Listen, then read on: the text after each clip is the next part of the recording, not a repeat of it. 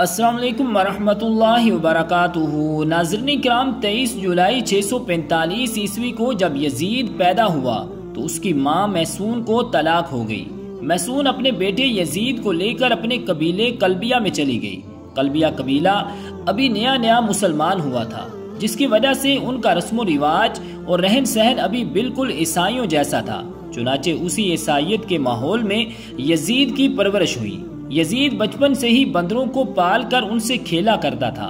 جب بڑا ہوا تو اس نے شراب پینا، شطرنج اور بے حیائی کے کاموں میں بھرپور حصہ لیا۔ انتہائی مخالفت کے باوجود بھی یزید 60 ہجری کو تخت نشین ہو گیا۔ تخت پر بیٹھتے ہی یزید نے مدینہ کے گورنر عتبہ کو خط لکھا کہ عبداللہ بن زبیر، عبد الرحمن بن ابی بکر، عبداللہ بن عمر اور سیدنا امام حسین رضی اللہ تعالی عنہم سے میری بیعت لی جائے۔ جب ان سب نے یزید کی بیعت سے انکار کیا تو یزید نے دوسرا خط یہ لکھا کہ نواسہ رسول سیدنا امام حسین رضی اللہ تعالی عنہ سے زبردستی بیعت لی جائے۔ اس لیے گورنر مدینہ حضرت امام حسین رضی اللہ تعالی عنہ کے پاس آیا۔ اس نے کہا کہ یزید نے مجھے آپ سے زبردستی بیعت لینے کو کہا ہے۔ جب امام حسین رضی اللہ تعالی عنہ نے دیکھا کہ اگر میں نے یزید کے ہاتھ پر بیعت نہ کی تو مدینہ میں قتل و غارت ہو سکتی ہے، تو آپ وہاں سے ہجرت کر کے مکہ پھر کوفہ کی طرف نکلے۔ حضرت امام حسین رضی اللہ تعالی عنہ کے ساتھ گھر والے اور کچھ صحابہ کرام بھی موجود تھے۔ حضرت امام حسین رضی اللہ تعالی عنہ اپنے ساتھیوں کے ہمراہ کربلا میں پہنچے، جس کے بعد میدان کربلا کا واقعہ پیش آیا۔ میدان کربلا کا واقعہ یزید کا سب سے بڑا گناہ مانا جاتا ہے۔ جب یزید کو پتا چلا کہ حضرت امام حسین رضی اللہ تعالی عنہ کوفہ کی طرف آ رہے ہیں تو یزید نے عبداللہ بن زیاد جیسے سخت دل گورنر کو کوفہ میں مقرر کر دیا۔ اس کو یزید نے کہا کہ حضرت امام حسین رضی اللہ تعالی عنہ سے بیعت لو، اگر وہ میرے ہاتھ پر بیعت نہیں کرتے تو ان سے جنگ کرو۔ عبداللہ ابن زیاد کے حکم کو مانتے ہوئے شمر اور عمر بن سعد نے کربلا کے میدان میں سیدنا امام حسین رضی اللہ تعالی عنہ اور ان کے ساتھیوں کو 3 دن تک کچھ کھانے پینے کو نہ دیا۔ ان کو شدید پیاس کا احساس دلا کر ان کو شہید کر دیا گیا۔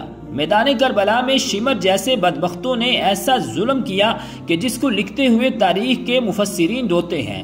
میدان کربلا میں سیدنا امام حسین رضی اللہ تعالی عنہ کو شہید کرنے کے بعد ان کی عورتوں کو بھی قید کر لیا گیا، بچوں کو بھی قید کر کے طرح طرح کے ظلم و ستم ڈھائے گئے۔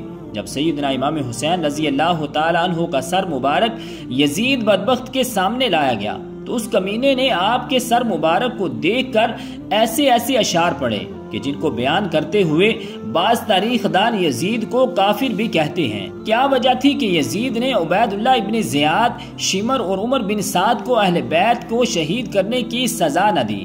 کیوں واقعہ کربلا کے بعد بھی یزید کی موت تک عبید اللہ کوفہ اور بصرہ پر یزید کی طرف سے حکمران رہا؟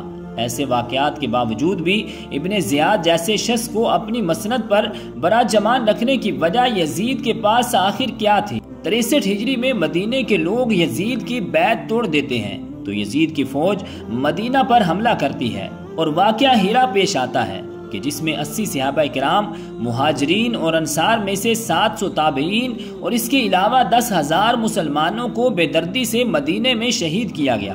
آپ صلی اللہ علیہ وآلہ وسلم نے فرمایا، جس نے اہل مدینہ کو ڈرایا، دھمکایا یا مدینہ والوں پر ظلم کیا، اس پر اللہ کی لعنت، اللہ کے فرشتوں کی لعنت اور تمام لعنت کرنے والوں کی لعنت۔ لیکن یہ یہاں پر ہی نہ رکا اور مدینے کے بعد مکہ پر بھی حملہ کیا اور خانہ کعبہ کی عمارت پر بھی سنگ باری کی گئی۔ پھر یزید کو دی گئی اللہ پاک کی مہلت ختم ہوتی ہے۔ اب اس ظالم، فاسق، فاجر اور شرابی کی موت آتی ہے۔ اس کی موت کے متعلق 3 طرح کی روایات تاریخ کتب میں ملتی ہیں۔ اس کی موت کے بارے میں پہلی روایت یہ ہے کہ یزید ایک رومی نسل کی لڑکی پر فدا ہو گیا تھا۔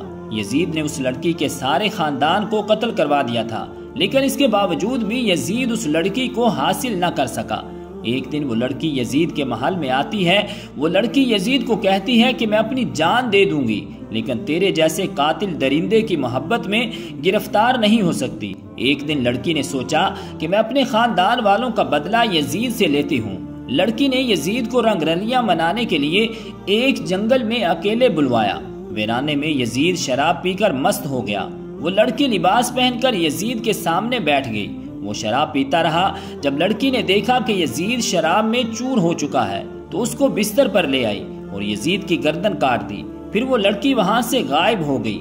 کئی دن تک یزید کی لاش جنگل میں ہی پڑی رہی۔ یزید کی لاش کو چیل کبوں نے نوچ نوچ کر برا حال کر دیا۔ جب یزیدی فوج کو یزید کی لاش کا علم ہوا تو انہوں نے اس کی لاش کو دفنا دیا۔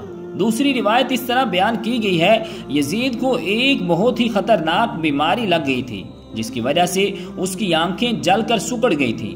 وہ مچھلی کی طرح تڑپتا تھا جس طرح مچھلی پانی سے دور ہو کر تڑپتی ہے، اور یزید کو بہت زیادہ پیاس لگی رہتی تھی۔ وہ پانی اپنے منہ میں ڈالتا تھا لیکن پانی اس کے گلے سے اندر نہیں جاتا تھا۔ اس طرح یزید 3 دن تک تڑپ تڑپ کر موت کی نیند سو گیا۔ یزید کی موت کے بارے میں جو تیسری روایت ہے وہ کچھ یوں ہے کہ یزید بندر پالنے کا بہت ہی شوقین تھا۔ ایک دن یزید نے ایک بندر کو وحشی خچر پر بٹھایا۔ خچر بہت ہی تیز تھا۔ یزید نے بندر کو خچر پر بٹھا دیا، خود اس کے پیچھے گھوڑا لگا دیا۔ جب خچر جنگل میں پہنچ گیا تو اس کے پیچھے پیچھے یزید کا گھوڑا بھی بھاگ رہا تھا۔ جنگل میں پہنچ کر گھوڑے نے حضرت امام حسین رضی اللہ تعالیٰ عنہ کے قاتل کو نیچے زمین پر دے مارا۔ یزید کا سر ایک پتھر کے ساتھ لگ گیا۔ یزید کا پاؤں گھوڑے کی رکاب میں ہی پھنس کر رہ گیا تھا۔ گھوڑا بھاگتا رہا۔ یزید جنگل میں درختوں اور پتھروں سے ٹکراتا رہا جس کی وجہ سے یزید کا جسم تھکنے لگا۔ جب یزید کی لاش کو لوگوں نے دیکھا تو وہ کہنے لگے کہ سیدنا امام حسین رضی اللہ تعالیٰ عنہ کو شہید کرنے کی سزا یہی ہونی چاہیے۔ میدان کربلا کے بعد یزید صرف 6 مہینے 3 سال کی عمر پا کر ملک شام کی سرزمین میں 39 سال کی عمر پا کر کتے کی موت مر گیا۔ آج بھی اس کمینے پر عرش و فرش والے لعنت بھیجتے ہیں۔ اس کی قبر دمشق میں عبرت کا نشان بنی ہوئی ہے۔ یزید کی ابتدائی زندگی اور حالات و واقعات اور اس کی زندگی پر اگر نظر ڈالی جائے تو معلوم ہوتا ہے کہ یہ ایک نوخیز قسم کا الگ نوجوان ہے۔ مسلمان گھرانے میں پیدا ہونے کے باوجود اسلام کی اصل روح سے روشناس نہ ہو سکا تھا۔ یہی وجہ ہے کہ وہ اسلام اور اسلامی تعلیمات سے یکسر بازی تھا، اور دینداری سے ہٹ کر اگر انسانی اقدار و قوانین کی بات کی جائے تو اس نے ان کو بھی پامال کرنے میں کوئی کسر نہ چھوڑی تھی۔ حضرت عبداللہ بن حنظلہ رضی اللہ تعالیٰ عنہ مدینہ کے ان بزرگوں یعنی سرداروں میں سے تھے، اور آپ اس وفد کا حصہ تھے جو اہل مدینہ کی طرف سے یزید کے حالات معلوم کرنے کے لیے یزید کے پاس گئے تھے۔ آپ کے ساتھ آپ کے 8 بیٹے بھی تھے۔ وہاں سے واپسی پر یزید نے آپ کو بطور خشامت 1 لاکھ درہم دیے، اور آپ کے بیٹوں میں سے ہر ایک کو 10-10 ہزار درہم دیے۔ اس کے علاوہ انہیں سواریاں اور خلطیں بھی دیں۔ جب حضرت عبداللہ بن حنظلہ رضی اللہ تعالیٰ عنہ مدینہ منورہ پہنچے تو لوگ پوچھنے لگے کہ بتائیں وہاں کی کیا خبر ہے، آپ نے یزید کو کیسا پایا؟ تو آپ رضی اللہ تعالیٰ عنہ نے فرمایا، میں ایک ایسے شخص کے پاس سے آ رہا ہوں، اگر میرے ان بیٹوں کے علاوہ کوئی بھی میرا ساتھ نہ دے تو میں پھر بھی اس سے ضرور جنگ کروں گا۔ لوگوں نے کہا کہ ہم نے تو سنا ہے کہ اس نے آپ کی خوب عزت و توقیر کی ہے اور آپ کو کچھ مال و متاع سے بھی نوازا ہے۔ آپ نے فرمایا، ہاں یہ تو اس نے کیا ہے، اور یہ سب کچھ میں نے اس لیے قبول کیا کہ اس کے ساتھ میں اس کے خلاف تقویت حاصل کروں گا۔